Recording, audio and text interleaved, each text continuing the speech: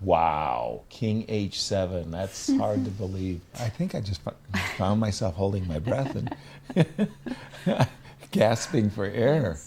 These were the opening moves of Gukesh D, playing with the white pieces, the reigning world champion, going for this Italian stallion opening, and his opponent, a perennial top 3 player in the world, Fabiano Caruana, copies him with the bishop placement. It's the final round of the St. Louis Rapid tournament, the section of it that they're playing now. Blitz to come here. Fabi's going for a record, trying to make 16 points out of 18 if he wins this game. Gukesh is having an up and down tournament, sometimes brilliant, sometimes terrible.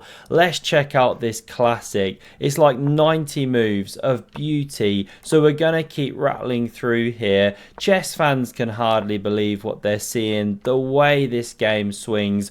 Both players take control of g4, g5, and i4 and i5 of course, and now you gain space with that rook pawn. Classic play. You could meet with the white one, but instead we get this, allowing a4, and now the bishop nudges up a square, attacks that pawn, but it's x-ray defended. If you try and eat it now, you can take, queen takes, and it's not actually knight d4, but knight b4, stops queen c2, so queen d1 comes away from the attack, and this guy drops. It's terrible. So let's run back. Instead we saw the knight tuck into bed with dad. What are you doing back here? There's more on that story. These bishops leave the board and you could take with the queen, but this is so much cooler. Watch what Fabi's got planned after Gukesh strikes in the centre. Here we go.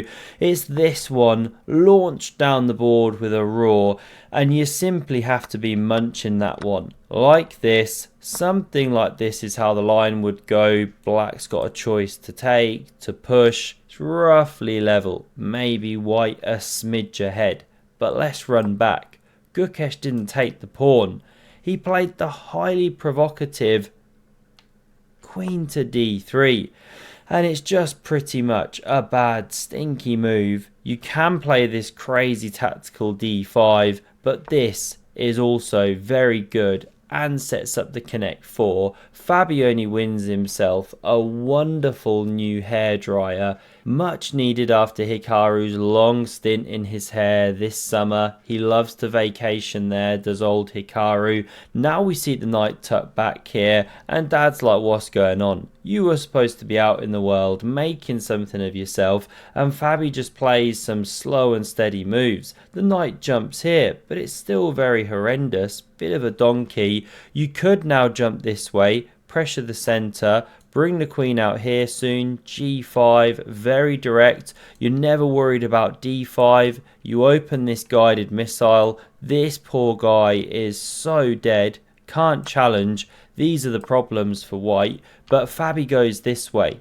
does cover the centre, maybe knight h4 one day, but you don't really want to swap knights. Let this one back in. So this move was played, and Fabi strikes here. Now d5, very playable. Just try and lock this one in jail. Here, this is the top engine line, something like this, then get the bishops off. Looks like white's best hope. But Gukesh goes here.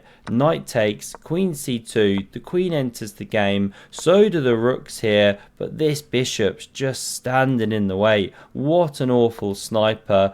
Gukesh thrashing around, and now he's asked a pertinent question, because with the pawn under fire, if you play a3, horrible looking structure on the light squares.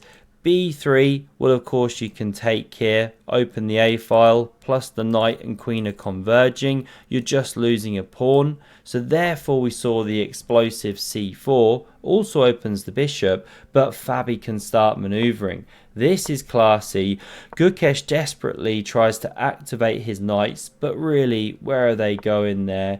Wow, King h7, that's hard to believe.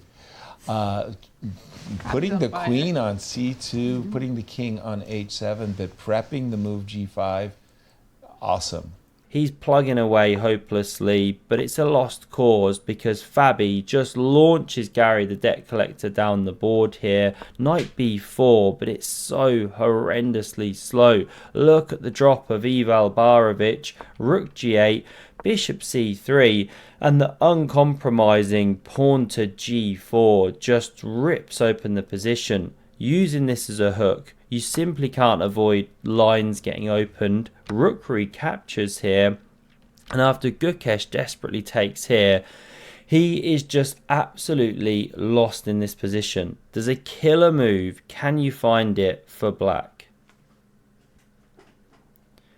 So the move here is Queen h5, a silent killer, because if you play say pawn a3, this isn't a good move, but it's just a null move. I want to demonstrate the threat. Then you can crash through on g2. Takes, and the rook joins the party. And what to do? You can start chucking pieces on these squares, but ultimately you have to put the king here. This shuts the trap. That's a checkmate. There's some other defenses after queen h5. Best move is, say, rook takes on h6 is up there. Knight h2. But then you can still crash through. The second rook still comes. These are the problems, right? It's just not working. f3 also good in some positions, but not played by Fabi. He instead doubles. Very instinctive move, but it now allows knight d5, threatening knight f6 check, which is very annoying. Also now stops queen h5 because of this same problem, and you hit a bishop. So the best way to go is takes, played, the king sidesteps, and now the bishop's under fire on b6, so Fabi plays a really natural move of retreating it, covering this square. But this, bang, was actually best. Forcing off that rook, covering f6. If you take like this, there's a massive attack, more there than anything else. And if you don't take that rook, well, what to do, right? This is obviously a big problem potentially one day. You're also threatening to simply win a rook. So you're just tying white down ridiculously. No time to take here. And I just showed the problems with here and here. Even though you win a piece, the king gets hunted. So let's run back. We see bishop d8. But this is where Gukesh just turns on the style, that real fighting spirit that he's got deep within.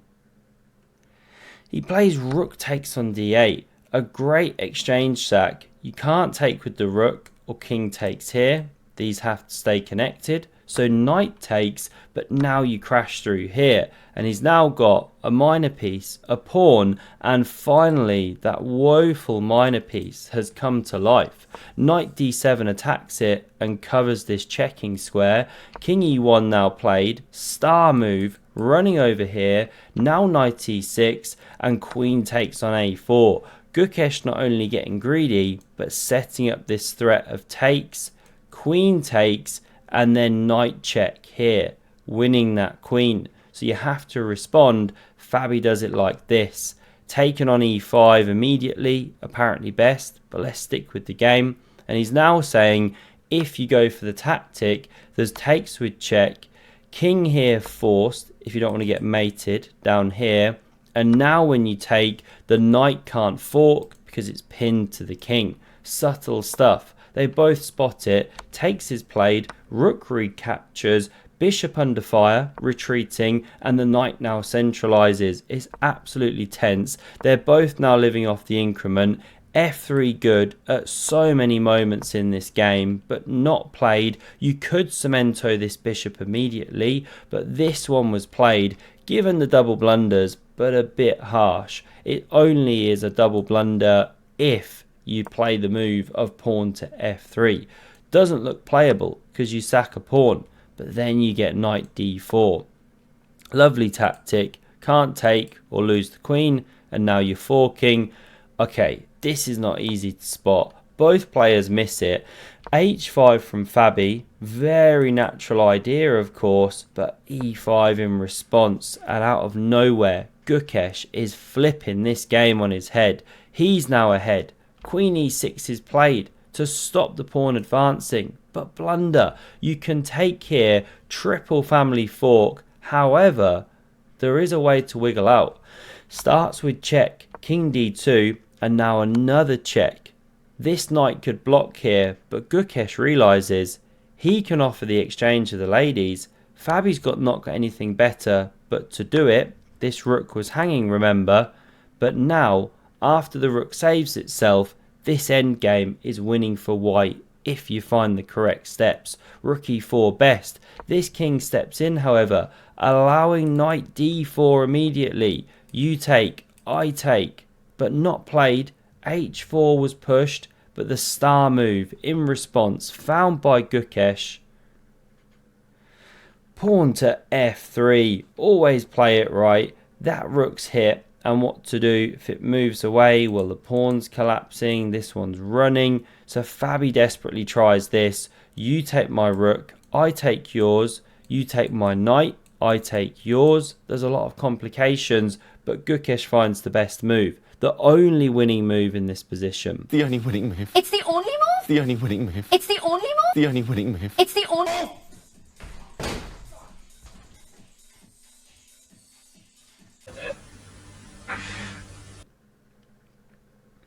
It's rook h2. He saves the rook from the attack and he hits this pawn twice now. Rook's got to give ground. It does so in just a moment. First we get it taking here. That's a nice combination by Fabi to keep a glimmer of hope. Now king g6. This pawn drops, and after check, Gukesh should step in front of his pawn. He heads this way and it actually allows Fabi to double, hit the bishop and win a critical pawn. He didn't do it. We're in the back cave. Instead he played this move, and now Gukesh can get everything together here. This pawn drops, but b pawn not long for this world, and b4 you can say crazy Uncle Kramnik. Those two connected are pushing down the board, and at this stage it's a matter of technique. They're getting time back per move.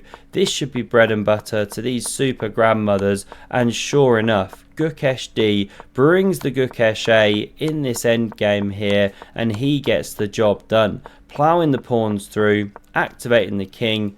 This is where we saw resignation. You can't avoid this on the way. One of them's going through. It's game over.